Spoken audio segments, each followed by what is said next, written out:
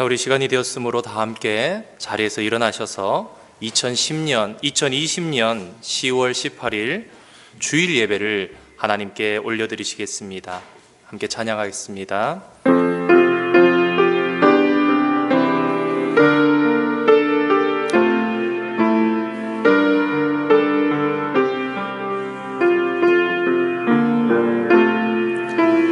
나는 하나님을 예배하는 예배자입니다.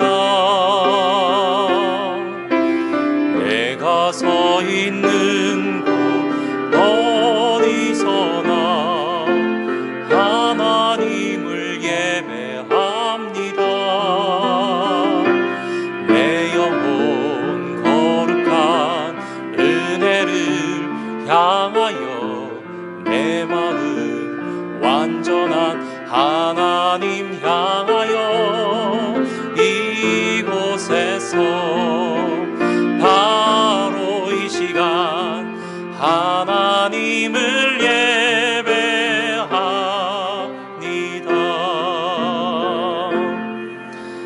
나는 하나님을 예배하는 예배자입니다. 내가 서 있는 곳 어디서나 하나님을 예배합니다. 내 영혼 거룩한 은혜를 향하여 내 마음 완전한 하나님 향하여 이곳에서 바로 이 시간 하나님을 예배합니다.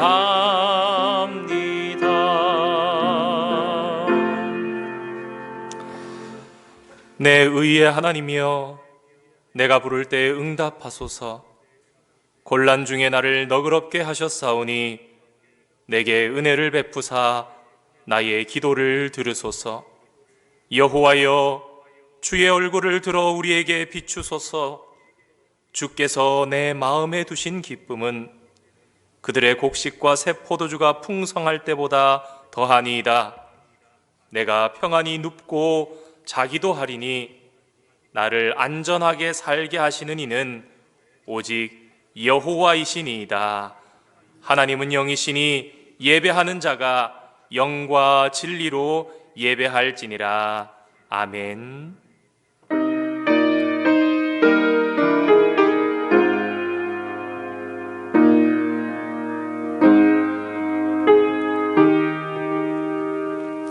사랑과 은혜가 가득하신 아버지 하나님, 지난 한 주를 주님 지켜주시고 새로운 한 주를 시작하는 첫 안식일에 주님 존전에 모여 예배하는 은총을 베풀어 주심을 감사드립니다.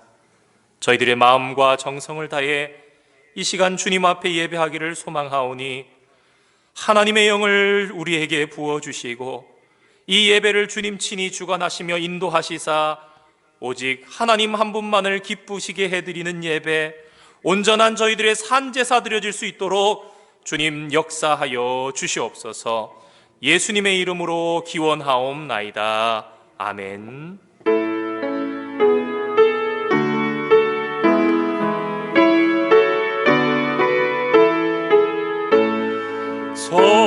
성도여 다 함께 할렐루야 아멘. 주 찬양하여라 할렐루야 아멘. 주 보좌 앞에서 택하신 은혜를 다 찬송하여라 할렐루야 아멘. 만문을 열어라 할렐루야 아멘.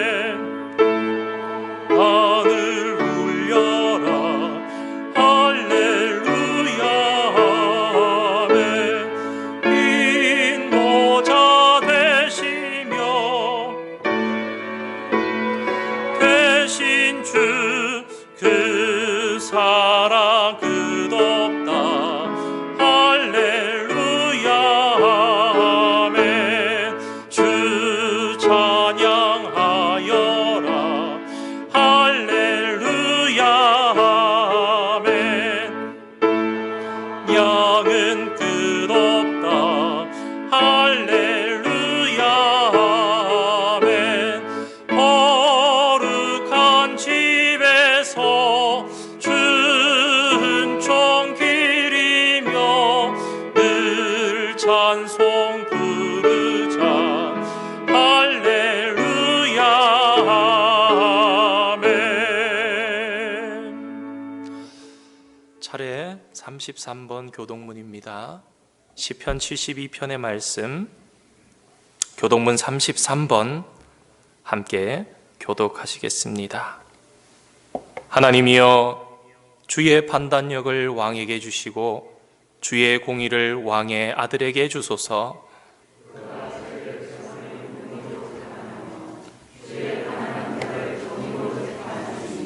의로 말미암아 산들이 백성에게 평강을 주며 작은 산들도 그리하리로다.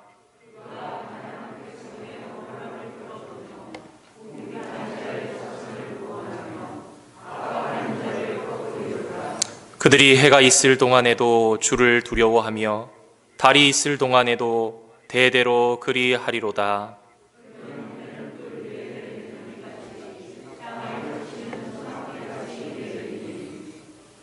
그의 날에 의인이 흥왕하여 평강의 풍성함이 달이 다할 때까지 이르리로다.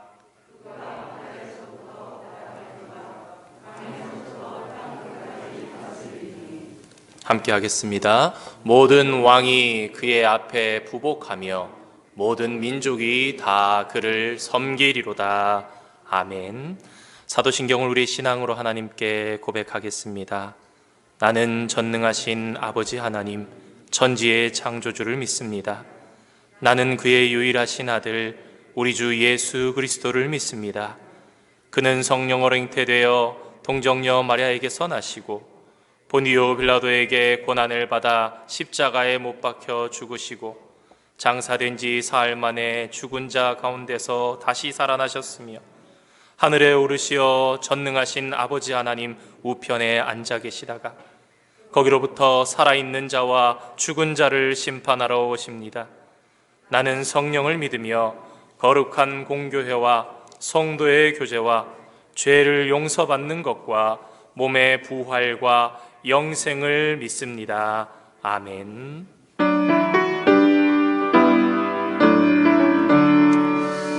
이것이 나의 간증이요, 이것이 나의 찬송일세. 나 사는 동안 끊임없이 구주를 찬송하리로다.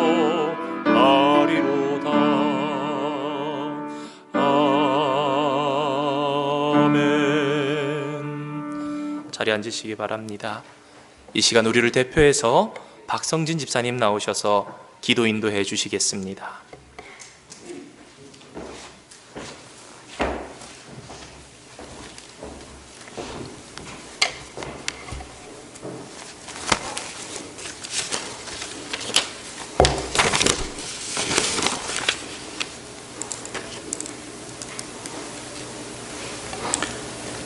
믿음의 주여, 온전케 하시는 주만 바라보자. 은혜와 평강의 주님 참으로 감사합니다. 주님의 날에 주의 존전에 나와 예배 올릴 수 있도록 저희들의 몸과 마음과 생각을 지켜주시고 환경을 열어주심을 감사합니다. 어느덧 계절은 바뀌고 몸과 마음도 지쳐가는 힘든 시간을 보내고 있는 이 시간들 속에서도 언제나 동일하게 은혜의 말씀으로 저희들의 영을 지켜주시고 육적으로도 피곤치 않게 눈동자처럼 지켜주심을 다시 한번 감사드립니다. 지난 한 주간 삶 속에서도 저희들 알고 지은 죄 모르고 지은 죄 수없이 갈등하며 죄의 속성 속에서도 살아왔습니다. 말씀 보기에 게으리하였으며 내 형제 자매들을 돌보지 못했으며 저 자신조차도 세상 사람들과 별다를 게 없이 살아왔음을 고백하며 용서를 구합니다. 저희 재단을 사랑하시는 주님께서 정영광 목사님을 허락하시어 지난주 은혜롭게 위임 예배를 잘 마치게 하여 주심에 감사와 영광을 올려드립니다. 앞으로의 모든 초점을 주님께 맞추며 사랑으로 헌신하실 목사님의 많으신 사역 위에 축복하여 주시고 또한 주일학교와 중고등부를 위해 수고하시며 헌신하시는 원대영 목사님 위에도 동일한 은혜로 인도하여 주시기를 원합니다. 또한 지금 생각지도 못했던 코로나 바이러스로 인해 세계는 혼란스럽고 힘듭니다. 살아서 역사하시는 아버지 하나님께서 이 상황을 어서 속히 거두주시고 저희들에게 회개의 영을 부어주셔서 주님을 향하여 부르짖으며 기도할 수 있도록 모든 교인들의 몸과 마음과 생각과 영을 부어주시길 원합니다. 이 시간 말씀을 들고 단위에 세우신 목사님께 성령 하나님께서 능력 보여주시어 말씀의 은혜 받는 시간 되게 하시며 특별히 저희 교회에 연로하신 어르신네들을 주님의 거룩하신 팔로 품어 보호해 주시길 원합니다. 사정상 온난 예배를 올려드리는 성도님들 가정 위에도 주님께서 찾아가 주시고 만나 주시는 동일한 하나님의 은혜가 있으시길 원합니다. 이 시간 모든 예배의 주관자가 되시는 예수 그리스도 이름으로 기도드립니다. 아멘.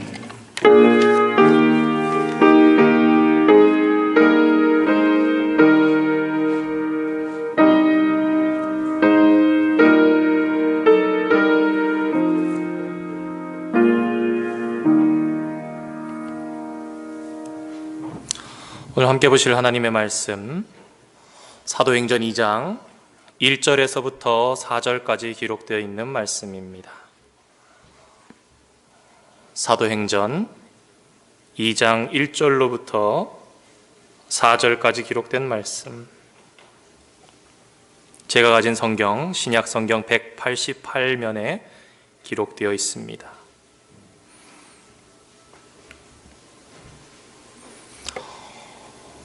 찾으신 줄 알고 함께 한 절씩 교독으로 받기를 원합니다. 오순절 날이 이름에 그들이 다 같이 한 곳에 모였더니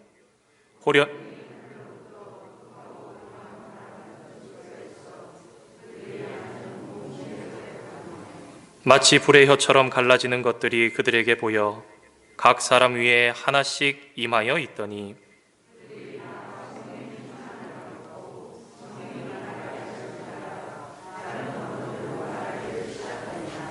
아멘.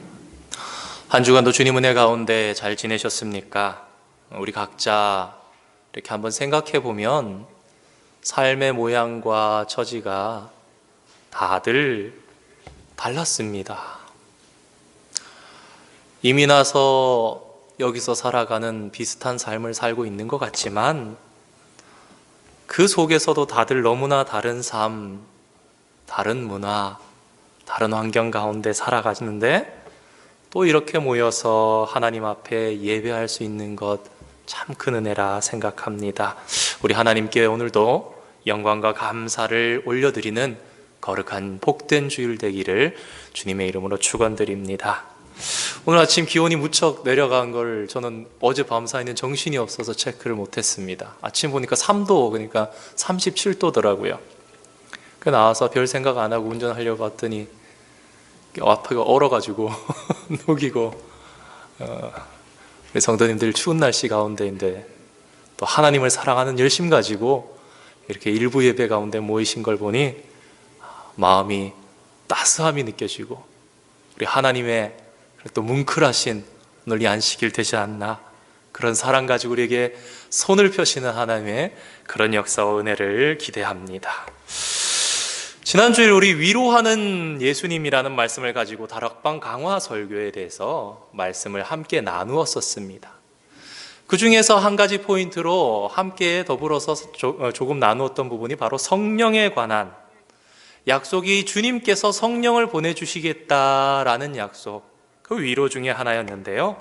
그러한 맥락에서 조금은 이어지는 같은 그런 말씀을 오늘 나누어 보고 생각해 보려고 합니다. 제가 아주 존경하는 목사님께서 젊은 시절에 목회하시면서 있으셨던 일입니다.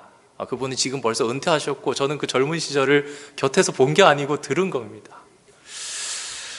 훌륭하게 미국에도 이민 오셔가지고 수십 년간 목회하시고 교회를 아주 든든하고 크게 세우시고 또 워낙 잘하시니까 또 신학교에서 강의도 하시고 신학교에서 강의하실 때 또 이렇게 제가 인연이 닿아서 이렇게 함께 할 수 있었던 그런 축복이 있었던 목사님입니다.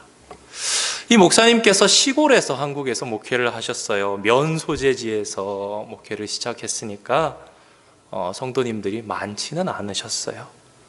그렇지만 믿음 가지고 사명감 가지고 목회를 시작하셨지요. 근데 목회하시던 그곳에서 그렇게 멀리 떨어지지 않은 다른 교회에서 그 교회도 작았는데 성령의 폭발이 일어난 겁니다. 교인들이 오늘 본문처럼 방언을 얘기하기 시작할 뿐만 아니라 거기에 더해서 더욱 놀라운 일들이 일어났는데 무슨 일들이 일어났냐? 기도하니까 병이 낫는 거예요.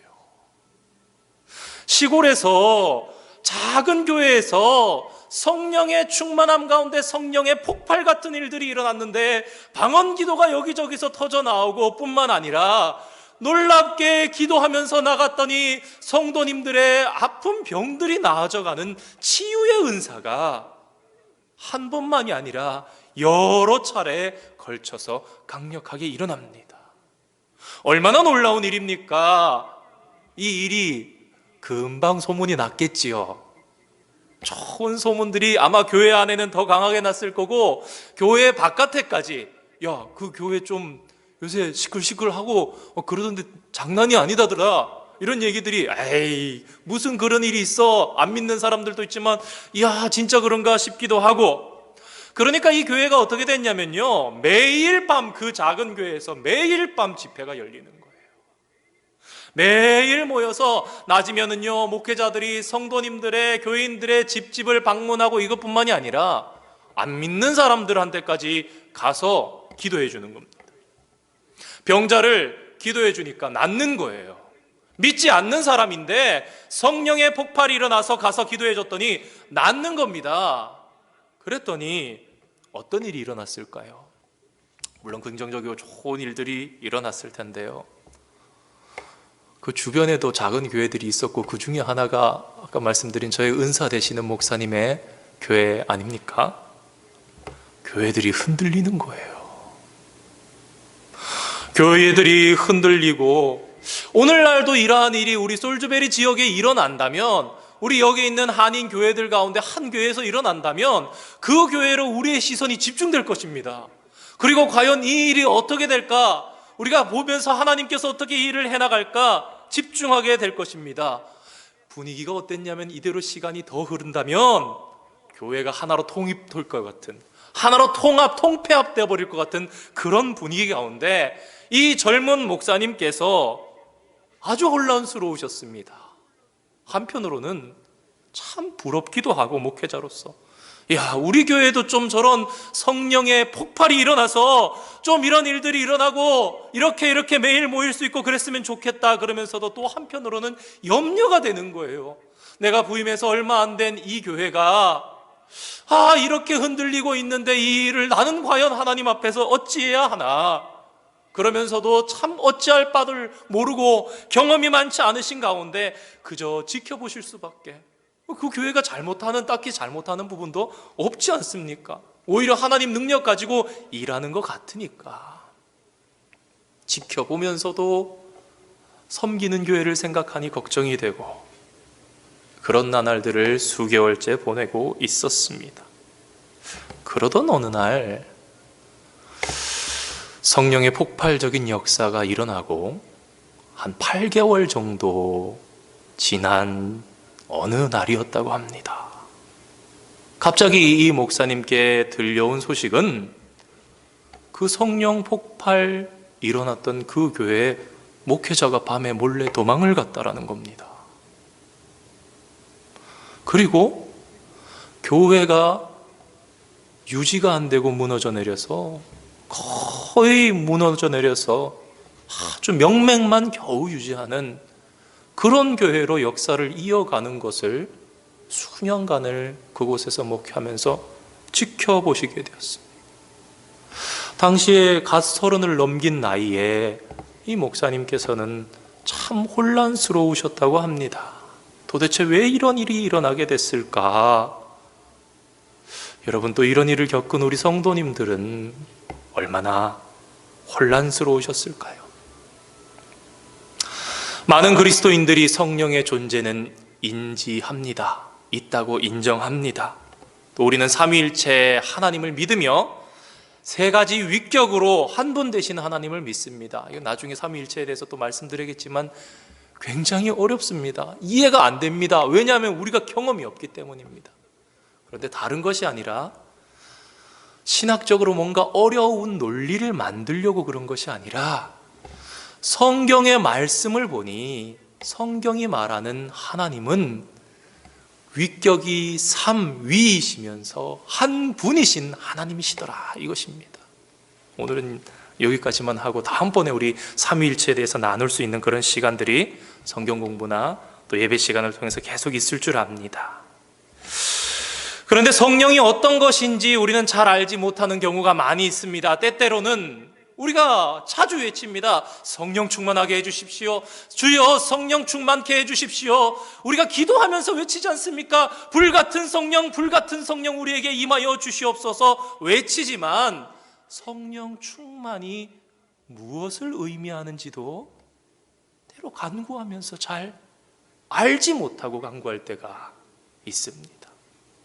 또 때때로 우리는 성령에 대해서 오해하기 때문에 이런 생각을 하시는 분들이 우리 솔즈베리 한인 장로교회는 안 계신데 저기 보니까 멀리 저기 또 한국에 있는 교회들에는 그런 분들이 계시더라고요. 나는 성령의 역사가 너무 강하게 일어나면 안 되는데 걱정을 하는 거죠. 이미 거부감. 나는 이미 마음속에 상상하고 있는 그 성령에 대한 가치관, 그런 모습, 나는 그렇게 깊이까지 빠지면 안 돼. 그러니까 하나님, 저는 조금만 감동 주세요. 가슴만 이렇게 따뜻하면 됩니다. 그런 정도에서 더 이상 하나님, no, too close, 안 됩니다 라고 얘기를 하는 거예요. 그렇게 기도하는 정말 좀 우스운 당사자는 진지한, 주님, 지성과 영성을 겸비해야 되지 않습니까? 저는 지성을 가지고 그렇게 영성에 깊이 빠지지 않겠습니다. 심지어 어떤 분들은 이단 교회들에서 일어나는 집단적인 이상한 행동들을 바라보면서 저게 성령인가? 저게 성령인가? 혼란스러워 하시는 분들이 교회 안에 여러분들이 계십니다. 그래서 오늘 주어진 말씀을 통해서 성령의 본질에 대해서 중요하고 기초가 되는 말씀을 오늘 간략히 나누려 합니다. 기회가 되는 대로 또 성령에 대해서 함께 강화할 수 있는, 또 이론적으로가 아니라 또 함께 체험하면서 나아갈 수 있는 그런 기회들이 있을 줄 알고 오늘 그 본질 가운데 하나님의 뜻을 더 깊이 알아갈 수 있는 그런 또 귀하고 또 은혜도 될 수 있는 그런 시간 되기를 원합니다. 성령의 역사를 살펴보면요, 그 역사는요, 시간상으로는요, 창조 때부터, 천지 창조 때부터 성령님이 함께 하신 거예요. 요한계시록까지, 여러분, 이 요한계시록까지라는 말씀은요, 요한이 계시록을 기록하던 당시까지가 아니라 언제까지? 세상 끝날까지. 영향이 미쳐지지 않는 곳이 없다라는 것을 여러분들 성경 보시면 알 수 있습니다. 그런데 놀라운 것은요, 이게 교리적으로 또 신학적으로 성령에 대해서 정리해서 보여주는 곳이 한 군데도 없습니다. 여러분, 기독교 서점 가셨어요? 성령에 관해서 이렇게 우리가 일반적으로 읽을 수 있는 뿐만 아니라 우리 좀 이렇게 전문적으로 우리 목사님들이 신학교에서 보는 그러한 것들을 봐도요, 성령에 대해서 정리가 굉장히 쉽지 않다라는 걸 알 수 있습니다. 그런데 다만 성경은 성령이 어떤 상황 가운데 어떻게 일을 하셨는지에 대해서 기록을 해놓은 거예요. 사도행전도 보면요, 성령님은 이런 분이야, 성령님은 이렇게 해서 그 컨셉에 대해서, 개념에 대해서 이렇게 얘기를 해주는 것이 아니라 이런 상황 가운데 성령님이 이렇게 일하셨어 라고 기록을 해놓은 거예요.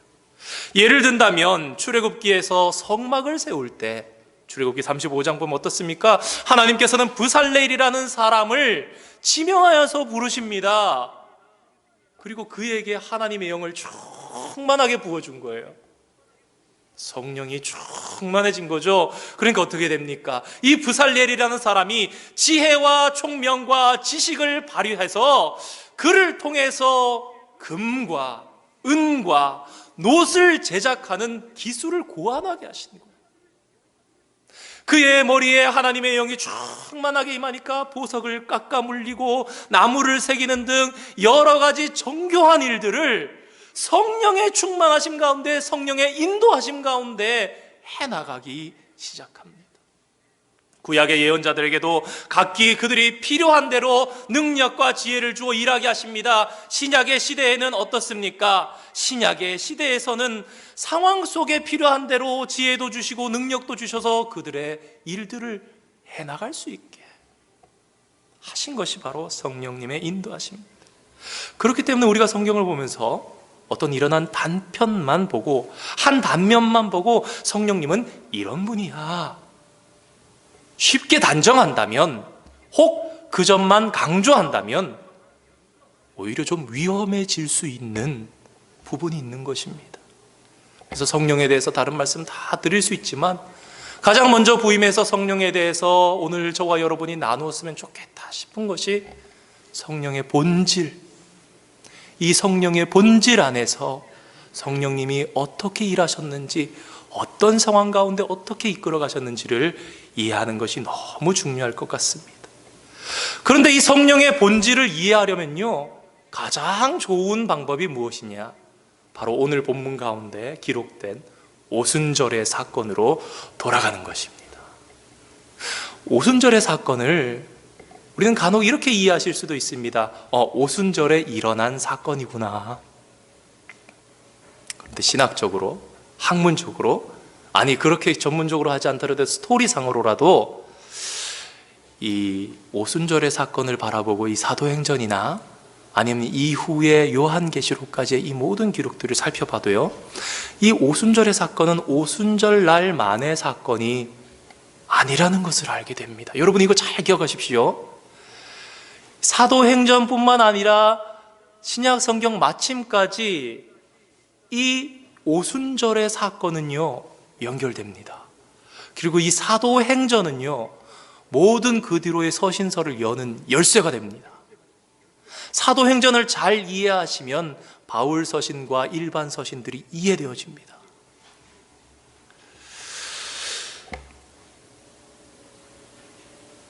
내가 가면 아버지께서 보혜사 성령님을 너희에게 보내줄 것이라고 약속하신 예수님의 마지막 약속을 들었던 제자들은, 그리고 초대교회 성도들은 우리가 잘 아는 것처럼 마가의 다락방에 모여서 기도하기 시작됐습니다.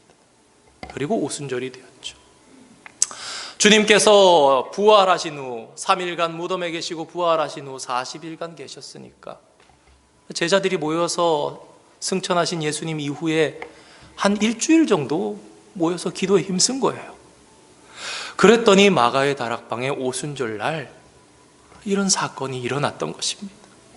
당시 마가의 다락방에 모인 사람들은 이상한 모습으로 임하시는 성령님을 체험할 수 있었습니다. 간략하게 말씀드린다면 성령께서 바람과 불로 임하신 것입니다.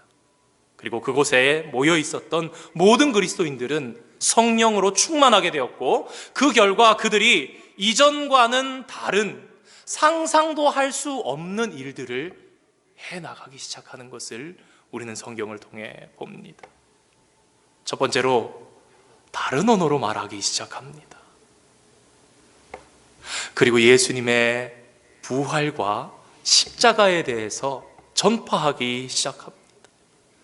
한번 생각해 보십시오. 그 전에 제자들은 어땠습니까? 그들은요, 예루살렘으로 올라가는 마지막 한 주간을 보내는 그 길에서도 다퉜습니다. 야, 내가 대장이잖아. 야, 너는 셋째야. 무슨 소리야? 내가 셋째야. 지난주 말씀드린 것처럼 마지막 만찬의 자리를 준비하고 계신데 그 자리에도 누가 높은 자리에 앉을까 다투었습니다. 그런데 성령님이 충만하게 임하게 되자 어떻게 됩니까? 두려워 떨었던 제자들이, 서로 좋은 자리 차지하기를 원했던 제자들이 예수님 안에 하나가 되었습니다. 120문도가 모두 예수님 안에 하나가 돼요. 내가 잘났다, 아니다 내가 더 잘났다, 그런 모습이 없어지고 그저 예수님 안에 하나가 되는 거예요. 그리고 크리스찬들의, 그리스도인만의 특별한 방식을 따라 살아가기 시작하게 되었습니다. 이런 놀라운 은혜가 오늘 우리 솔즈베리 한인장로교회, 저와 여러분의 모든 삶 가운데도 임할 수 있기를 주님의 이름으로 축원드립니다. 그런데 왜 불이고 왜 바람일까요? 오늘날 많은 성도들이 성령에 대해서 이야기할 때 불을 떠올리곤 합니다. 불 같은 성령, 불 같은 성령. 그런데 참 한편으로 그렇게 생각해 보면요, 이런 기도 하시는 분들은 굉장히 드문 것 같아요. 바람 같은 성령, 바람 같은 성령, 이렇게 말씀하시는 분들은 거의 없으신 것 같아요. 그런데 오늘 성경의 본문을 잘 보니까요, 불보다 바람이 더 앞에 있습니다. 이는 바람 같은 성령의 모습도 불 못지않게 중요하다는 의미일 것입니다. 오늘 본문을 자세히 보면요, 바람과 불이라는 것은 성령의 임재를 설명한 것이 아니라 구체적인 어떠한 형태로 누가가 애를 쓰고 노력한 거예요. 일어난 당시의 현상을 보여주려고 애를 써서 섬세하게 구체적으로 어떠한 형태였다라는 것을 기록한 것입니다. 그러니까 만약에 성령을 바람이나 불 같은 분으로 말하려 했다면 누가는 이렇게 기록했겠죠. 성령님이 임하셨어. 바람같이 불같이 오셨어. 이러면 됩니다. 그런데 오늘 누가의 기록을 한번 보십시오. 제가 다시 한번 읽어보겠습니다. 호련히 하늘로부터 급하고 강한 바람 같은 소리가 있어. 어떻습니까? 그림이 그려지는 것 같은 그런 기록을 누가가 했어요. 성령의 강동하심 가운데 오고 오는 세대에 이 말씀을 전해주려고 그림을 그릴 수 있듯이 서술하고 있습니다. 교인들이 모인 곳에 바람이 지나가듯 듯한 소리가 있었다라는 거예요. 그것은 잔잔한 바람이 아니라 급하고 강한 바람, 돌진해 오는 바람. 오늘날도 기도하시는 성령 분들 보시면은 바람이 훅 하고 부는 것을 느끼시는 분들이 간혹 계십니다. 필요해서 하나님 주시는 거지만 급하고 강한 바람 같은, 급하다는 것은 무엇을 얘기합니까? 풍속이 대단하다라는 것입니다. 강하다는 말은 대단한 힘을 가진 바람이었다라는 것입니다. 왜 그런 마치 태풍과도 같은 바람 소리로 그분께서 오셔야 했을까요? 또 한편으로 성령님은 불로도 오셨습니다. 누가의 기록을 다시 한번 보겠습니다. 불의 혀처럼 갈라지는 것들이 그들에게 보여 각 사람 위에 하나씩 임하여 있더니. 불의 혀라는 걸 무엇이라고 말씀드리면 좋을까요? 그 중에 많은 신학자들이 동의하면서 또 시도했던 방법 중에 하나가 아마도 불꽃이라 해석해도 좋지 않을까. 위에서 하나의 불이 내려오다가 여러 개의 불꽃으로 갈라지면서 거기 모인 사람들 각각 위에 임한 것입니다. 그러니까요, 마가의 다락방에 우리가 120성도라 그러는데 정말 딱 120명이 있었으면 120개의 불꽃같이 임한 거예요. 121명이 있었으면 121개의 불꽃같이 갈라져서 각 사람 위에 임해 있는 성령님을 그들이 알게 되었던 것입니다. 동시적으로, 전체적으로 내려오다가 갈라져서 각 사람 위에 임해 있는 것입니다. 그런데 여러분, 아까 말씀드린 것처럼 이게 성령이 진짜 불이면요, 큰일 나는 겁니다. 그러니까 성령님은 불이 아닌 거예요. 태워버리는 불이 아니라, 실제로 뜨겁게 타올랐던 것이 아니라 불꽃들이 각 사람 위에 임하는 모습으로 나타났음을 성경은 증언합니다. 정리해서 말씀드리면 누가가 보여주려고 했던 것은 사실 바람도 아니고요, 불도 아닙니다. 오순절날의 현상은 바람이나 불로 간단하게 이해하려 한다면, 그러면 오순절날의 성령 강림의 의미는 크게 왜곡되어지고 잘못 이해되어지는 것입니다. 사도행전에서 보여주려고 하는 것은요, 태풍처럼 밀어닥치는 바람의 소리였고요, 불꽃처럼 모든 사람 위에 임하는 현상이었습니다. 근데 제가 지금 말씀 읽으면서는 강조 안 드렸지만, 방금 말씀드린 센텐스 문장에서 중요한 것은 처럼이라는 단어입니다. 급하고 강한 바람은 지나가는 바람이지 머무는 바람을 얘기하는 것이 아닙니다. 여기에 표현된 바람은 강력함보다 어디로부터 와서 어디로 가는지, 바람은 방향이 있습니다. 여러분, 강한 바람인데 방향을 못 느끼신 적 있습니까? 절대 없으실 거예요. 비가 오는데 바람이 불면 어떻게 됩니까? 사선으로 비가 내리지 않습니까? 우린 봅니다. 바람이 이렇게 부는구나. 방향이 있는 겁니다. 급하고 강한 바람. 불은 정지하고 있는 현상입니다. 왜냐하면 각 사람 위에 임해 있었기 때문입니다. 그런데 불의 혀처럼 임한 것은 오늘 본문을 보니까 성령의 충만함으로 이어집니다. 각 사람 위에 임하더니 다 성령의 충만함을 받게 되었더라. 더불어서 이 말씀이 어디 위치에 있느냐가 굉장히 중요한데요, 사실 오늘 말씀이 너무 길어서 그렇지만 단락으로 본다면 14절 말씀까지 보는 것이 맞습니다. 2장 1절에서부터 14절까지의 말씀을 한 사건으로, 왜냐하면 현상이기 때문에 오순절날 있고 제자들이 이런 모습을 보고 사람들이, 예루살렘에 모였던 사람들이 놀라게 되는 거기까지, 그리고 이제 14절 이후로부터 어떻게 됩니까? 베드로가 설교하기 시작하는 거죠. 그러니까요, 사도행전은요, 크게 구조적으로 본다면 이렇게 됩니다. 1장, 그 다음에 2장 1절에서 14절, 그리고 그 이후로부터 28장 31절 끝까지. 앞선 1장에선 예수님께서 승천하시면서 성령이 오실 때 어떤 일들이 일어날지 말씀해 주십니다. 그리고 오늘 본문에 사건이 있습니다. 그리고 이 사건을 중심으로 해서 성령님이 일해 나가시는 것이 그 뒤로 계속해서 이어져 나가는 겁니다. 불은 권능을 상징합니다. 바람은 방향을 상징합니다. 즉, 불꽃이라는 것은 권능으로 임하셨다는 뜻이고, 바람이라는 것은 방향, 즉 성령님께서 그 걸음을 인도하셨다. 사도행전을 보면은요, 성령님이 인도해 나가시는 모습을 보는 거예요.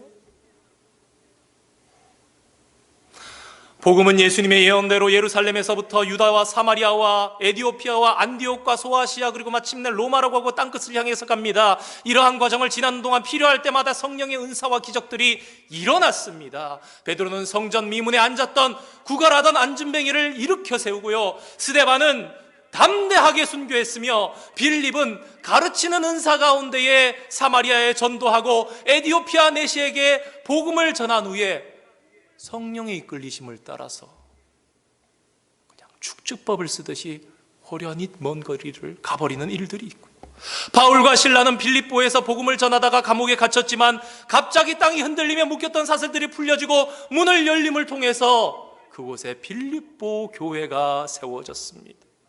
성령의 인도하심을 따라가던 사람들은 다양한 성령의 역사들을 경험하기 시작했습니다. 그 후에 복음은 저와 여러분이 잘 아는 것처럼 하나의 배에 실려서 그 배가 난파하는 듯 하더니 위태위태하고 마치 아브라함과 이삭과 야곱의 계보가 언제 아들 주시나 언제 아들 주시나 언제 번성하게 하시나 그런 것 같지만 그 배 하나에 실려있던 바울을 통해서 로마를 복음화시키고 유럽을 복음화시키고 북미와 남미로 아프리카로 그렇게 이끌어 갔습니다. 누가 이끄셨습니까? 성령님이 그 방향을 인도하신 거예요. 그리고 아시아로, 중국으로, 한국으로, 이슬람으로 가고 있습니다. 지금 세계가 혼란스럽다고 하지만 지금 이 순간도 성령 하나님께서는 교회를 어디론가로 인도해 가시는 거예요. 이끄시면서 인도하고 계심을 믿으시기를 바랍니다. 결론을 내려보려 합니다. 큰 비행기를 보면 참 경이롭게 생각하시는 분들 많이 계십니다. 저도 타고 다니면서 그런 생각합니다. 야, 이게 어떻게 뜨나? 이론적으로는 이해가 되는데 위에는 빨리 흐르고 아래는 천천히 흐르니까 이해는 되는데 그 차이 때문에 띄운다 그러는데 도통 그 크기를 보고 야, 이거 내 몸을 태워도 뜰 수 있을까? 여러분, 큰 비행기가 이륙하기 위해서는요, 큰 힘이 필요합니다. 비행기가 힘이 없으면 못 납니다. 아무리 작아도요, 비행기, 그 작은 비행기를 띄울 만큼의 스피드 나오지 않으면, 그러니까 힘이죠. 무게의 스피드를 가지게 하는 것은 mv제곱 아닙니까? 힘이 있지 않으면 뜨지를 못하는 겁니다. 여러분, 그러나요, 그 힘은 하늘을 날 때 필요한 겁니다. 비행기가 땅에 있는데 힘이 충만하면 어떻게 됩니까? 활주로를 달리는 비행기가 아니라 그냥 땅에 있는데 힘이 충만하면 어떻게 됩니까? 어디 가서 부딪혀 사고 나는 겁니다. 너무 위험한 거예요. 이처럼 아무 때나 성령이 우리에게 권능을 주시는 것이 아닙니다. 필요할 때 주십니다. 때때로 우리는 성령을 간구합니다. 성령의 충만함을, 성령의 역사를 간구합니다. 그런데 사도행전을 역사를 살펴보면요, 정지해 있는 가운데 그런 걸 주시지 않으신 거예요. 비행기가 날려면 데스티네이션, 어디로 가는 목적지가 중요합니다. 활주로를 떠올라서 선회하잖아요. 왜요? 어디로 가느냐에 따라서, 뉴욕으로 가느냐, 필라델피아로 가느냐, 아니면은 남부지방으로 가느냐, LA로 가느냐, 방향을 정하는 겁니다. 한 번은 참 끔찍한 사고가 있었습니다. 사람들을 놀라게 했던 비행기 사고였는데, 잘 이륙해서 이제 안전한 그 이제 경로에 진입했다고 생각하고, 그리고 얼마 지나지 않았는데 비행기가 궤도를 잃고 추락해서 큰 사고가 나는 일이 있었습니다. 기장이 경력이 있고 또 그러한 일들이 이해가 되지 않아서 블랙박스를 수거해서 조사를 해봤더니 놀라운 사실이 밝혀졌습니다. 조종사가 그날 자신의 아들을 비행기에 태우면서 자동 운항 시스템으로 조종을 해놓고 아들에게 한번 만져봐라 라고 맡겼는데, 자동 항공 시스템으로 조절이 돼 있는 줄 알았는데 수동 상태로, 그러니까 만지면 만지는 대로 비행기 날개가 움직이는 거죠. 에일로론이나 뭐 피치나 이렇게 다 만질 수 있게 그렇게 돼 있으니까 비행기가 패닉 상태로 빠진 겁니다. 그대로. 아버지가 깨닫고 아이를 하고 자기가 조종대를 잡았을 때는 이미 늦은 상황이라 그것을 바로 잡지 못해서 추락하는 그런 안타까운 사고가 있었다고 합니다. 교회는 성령의 이 두 가지 요소가 늘 활동하는 곳이 되어야 합니다. 주님을 위해서 일할 수 있도록 성령의 능력으로 충만해야 하고요, 동시에 교회가 나아가야 할 방향을 분명히 깨달아야 합니다. 어제 정책당회 1차 정책당회 모임을 가졌습니다. 교회는 2021년을 준비하고 있는 기간 가운데 있습니다. 그런데 만약에 나아갈 방향을 분명히 교회가 깨닫지 못한다면 어떻게 되겠습니까? 방향은 모르는데 힘만 넘친다면 어떻게 되겠습니까? 우리 교회가 앞으로 주님을 위해 일할 수 있는 교회가 되려면 어떻게 해야 할까요? 그것은 불같은 성령, 즉 성령의 능력, 성령의 충만함이 있어야 함이 자명합니다. 그러나 동시에 하나님께서 원하시는 방향 또한 분명하게 정해져야 하는 것입니다. 이것은 교회뿐만 아니라 우리 성도님들의 삶에도 마찬가지입니다. 하나님의 계획하심이 우리 인생의 플랜이 있고, 우리의 일들과 이 일들이 평생을 해나갈 일인지 지금 앞으로 5년, 10년을 해나가야 할 일인지 우리는 지금 모르지만 그 하나님의 플랜 속에서 방향과 힘이 같이 주어지는 그런 역사가 우리 개인에게, 우리의 인생에, 또한 우리의 교회에 있어야 하는 것입니다. 그래서 마치 순풍에 돛을 쫙 펴듯이 돛담배가 바람을 이용해서 스무스한 것 같으면서도 힘있게 목적지를 향해서 가는 것처럼, 불같은 또한 바람 같은 성령의 역사는 조화롭게 오늘 저와 여러분의 삶 가운데, 또 오늘 하나님 축복하고 세워주신 우리 교회 가운데 일어나야 하는 것입니다. 바로 그러한 가운데 사도행전과 같은 놀라운 하나님의 성령의 역사는 계속해서 이어져 갈 것입니다. 찬양하면서 마치려고 하는데요, 오늘 말씀 가운데 성령의 본질을 발견하시고 꼭 기억하시기 바랍니다. 그러한 가운데 성령님의 인도하심, 성령의 능력을 부어주심을 통해 우리 교회가 힘차고 바른 걸음을 걸어갈 수 있기를, 또 더불어서 우리 교회에 속한 우리 모든 성도들의 삶이 힘차게 바른 걸음을 걸어갈 수 있는 놀라운 축복이 있을 수 있기를 주님의 이름으로 축원드립니다.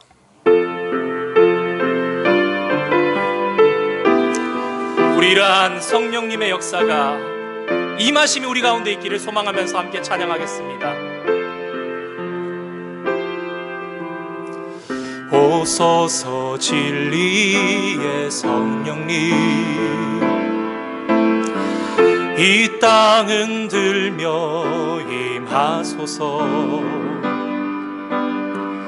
거짓과 파묘 죄악에 무너진 우리 가슴 정케하소서. 오소서 은혜의 성령님, 하늘 가르고 임하소서. 불길 하늘로서 임하사 타오르게 하소서. 주 영광 위에 부흥의 불길 타오르게 하소서. 진리의 말씀 이 땅 새롭게 하소서. 은혜의 강물 흐르게 하소서. 성령의 바람 이 땅 가득 불어와.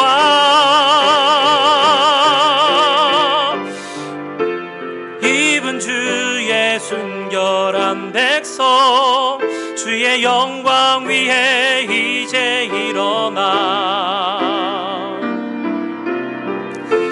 열방을 치유하며 행진하는 영광의 부흥의 불길 타오르게 하소서. 후렴 다시 합니다. 부흥의 불길 타오르게 하소서. 진리의 말씀 이 땅 새롭게 하소서. 은혜의 강물 흐르게 하소서. 성령의 바람 이 땅 가득 불어와. 흰 옷 입은 주의 순결한 백성, 주의 영광 위에 이제 일어나. 열방을 치유하며 행진하는 영광의 그 날을 주소서. 우리 반주 계속해 주시는 가운데 함께 잠시만 기도하기를 원합니다. 주님께서 약속하신 성령이 임하실 때 시끄럽던 제자들이 조용하게 되었습니다.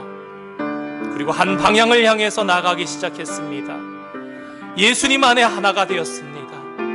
혼탁한 시대 가운데 살아가지만 우리 교회가, 또 우리 사랑하는 성도님들의 인생이 바른 방향과 성령의 능력을 가지고 살아갈 수 있는 그런 축복이 우리 교회 가운데, 우리 각 가정 가운데 임하기를 간절히 소망합니다. 우리 오늘 주신 말씀, 또 사모하시는 마음, 또한 아버지 하나님께서 주시는 찬양 가운데 또 느껴지시는 그런 마음들을 가지고 함께 고백하면서 잠시 다짐의 기도를 드리는 시간을 가지겠습니다. 기도하겠습니다. 거룩하신 아버지 하나님, 주님, 우리를 인도해 주시고 지도해 주시고 역사해 주심을 감사드립니다.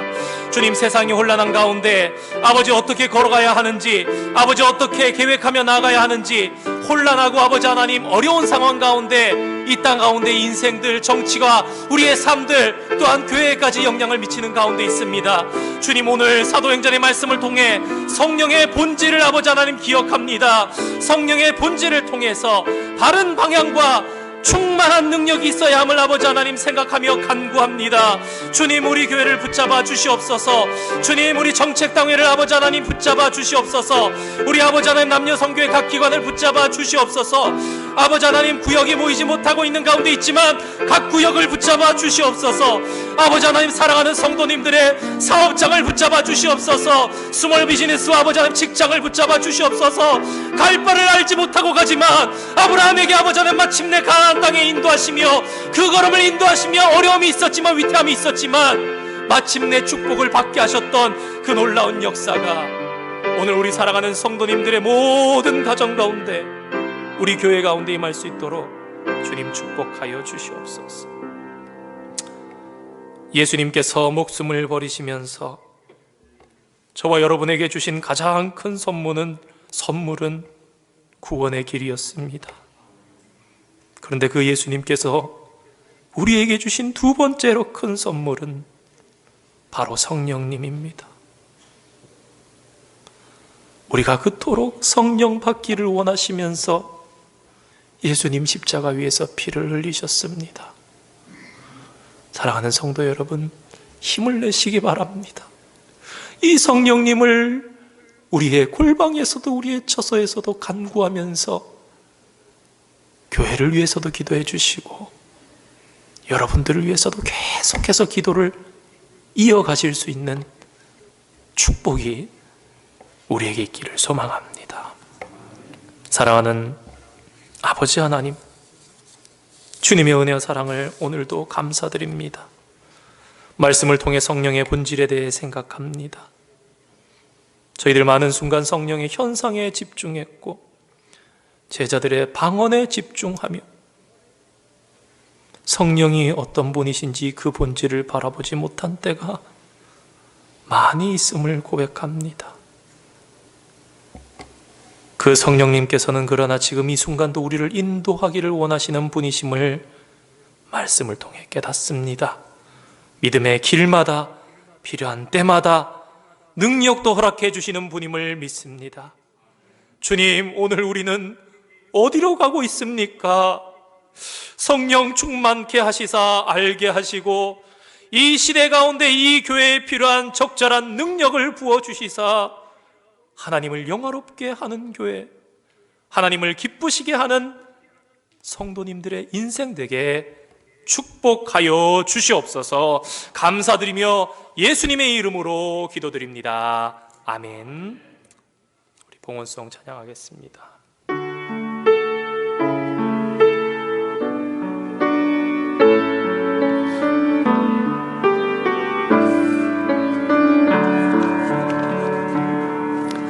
내게 있는 향유호가 주께 가져와 그 발 위에 입 맞추고 깨드리리다.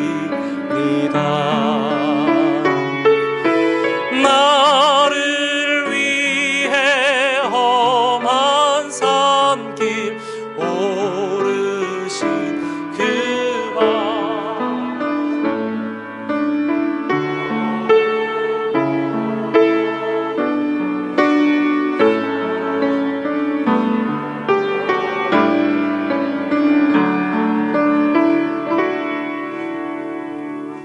거룩하신 하나님 감사드립니다. 이 안식일에 주님 앞에 안식하게 하시고 사람의 참된 안식이 집에서 눕거나 앉아서 쉼이 아니라 우리의 영이 주의 영광을 만나며 인생의 목적을 깨닫고 성령으로 충만함을 얻는 것임을 깨우치시고 참된 안식을 허락하시기 위해 오늘도 부지런히 일하심을 감사드립니다. 주님, 이 시간 저희들 마음 모아 생활의 감사로, 고백으로, 어려운 가운데 감사로, 여러 가지 목적 헌금으로, 다양한 기도의 제목으로 주님 이 시간 올려드립니다. 주님, 이 예물 기뻐 흠량하여 주시고 하늘의 보배 창고에 아버지 하나님 저장되어지는 놀라운 축복의 예물 될 수 있도록 주님 인도하여 주시옵소서. 아버지 하나님, 우리의 생활과 처지와 형편을 살펴 주시옵소서. 사랑하는 성도님들의 아버지 하나님 들어오는 물질 축복하여 주시고, 아버지 하나님 허투루 새거나 아버지 하나님이셔 나가는 물질 없도록 하나님 두 손으로 막아주시사 축복하여 주시고, 우리 교회에서 함께 예배하며 주님을 아버지 하나님 힘있게 예배하는 가운데 아버지 하나님 생활 가운데도 축복이 흘러넘치는 귀한 성도님들의 삶, 경제 될 수 있도록, 윤택함이 흐를 수 있도록 주님 날로 축복하여 주시고 역사하여 주시옵소서. 감사드리며 예수님의 이름으로 기도드립니다. 아멘.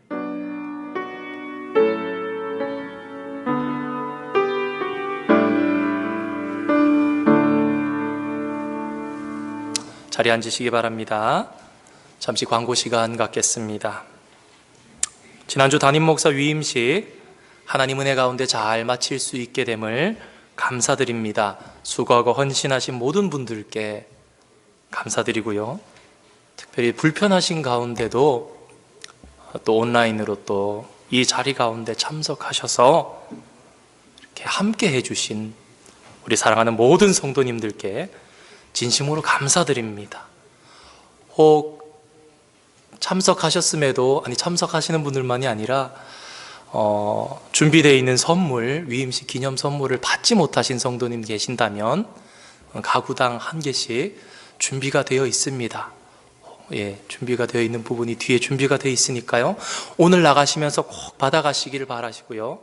앞으로 계속해서 신방을 하고 또 방문을 하면서 못 받으신 가정에 또 전달해 드릴 수 있도록 그렇게 하겠습니다. 지난주 광고 말씀드린 것처럼 오늘 지금 1부 예배 후 또 그리고 2부 예배 후에 저와 만남의 시간이 친교실에서 있습니다.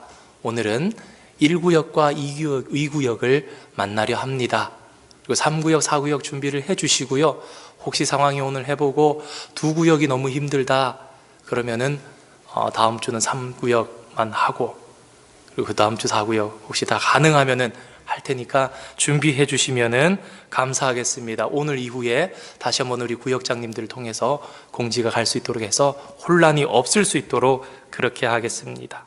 또 신방을 원하시는 분들 구역을 통해서 말씀해 주시면 찾아뵙고 또 축복해 드리고, 상황에 따라서 그냥 인사만 간단하게 나오고 또 원하시는 상황이 또 되는 데 따라서 하겠습니다. 혹시라도 여러분 말씀드립니다. 오해하지 마시기 바랍니다. 신방에 대해서 혹시라도 제가 이러면서 부담 느끼시는 분들이 있을까봐 염려됩니다. 그런 거 전혀 아닙니다.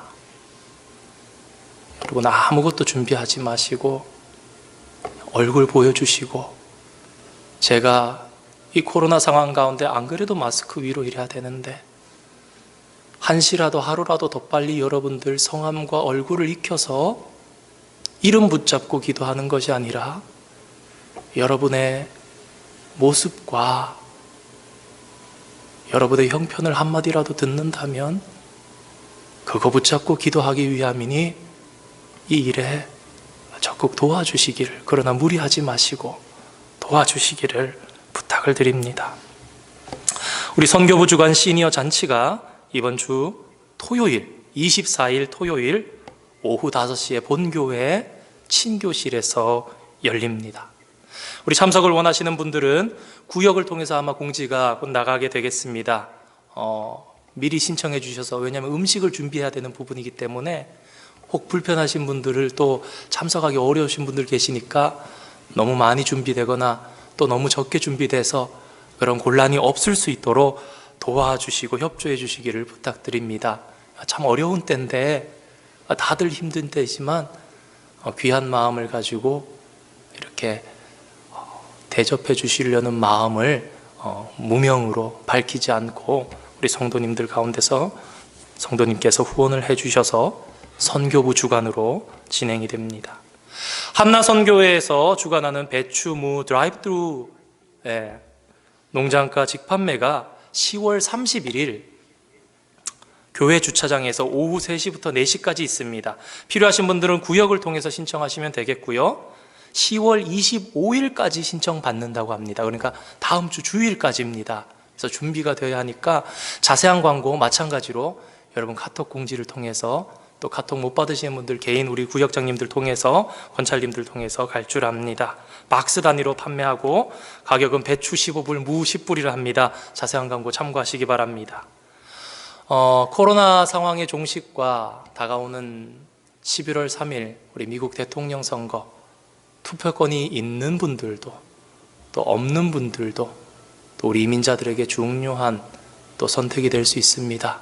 그래서 여러분 하나님 주시는 지혜 가지고 목사님 누구 찍어야 합니까? 물어보지 마시고 기도하시는 가운데, 마음 주시는 감동 가운데 바른 정치인을 세워질 수 있도록, 투표권이 없으면 기도해 주시고 투표권이 있으신 분들은 바른 정치인을 세울 수 있고 바른 대통령이 서질 수 있도록 이날 우리가 살아가야 하는 이 나라의 미래를 위해서 적극적으로 이렇게 동참하시고 기도해 주시기를 부탁드립니다. 다른 광고 없으시면 우리 찬송하시면서 축도로 예배 마치도록 하겠습니다.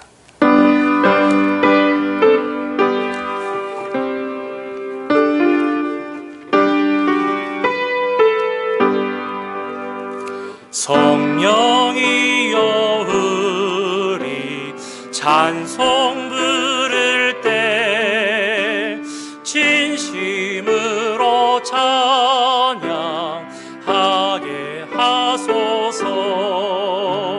성령이여 우리 기도 드릴 때 우리 곁에 계셔 일러주소서. 성령이여 우리 읽을 때 그 속에서 빛을 보게 하소서. 성령이여 우리 전도할 때에 지혜로운 말씀 주시옵소서. 성령이여 우리 겸손해져서 주와 같이 되게 하소서. 아멘. 이제는 우리 주 예수 그리스도의 크신 은혜와 하나님 우리 아버지의 무한하신 사랑하심과 성령님의 위로하시고 보호하시며 감동감화 교통하심이 오늘 주님 앞에 모여서 예배하며 성령의 불과 성령의 충만과 성령의 능력으로 살아가기를 소망하고 다짐하는 사랑하는 모든 성도들의 머리 위와 주님께서 핏값 주고 세워주신 솔즈베리 한인 교회 위에 이제로부터 영원토록 함께 하시기를 간절히 축원하옵나이다. 아멘.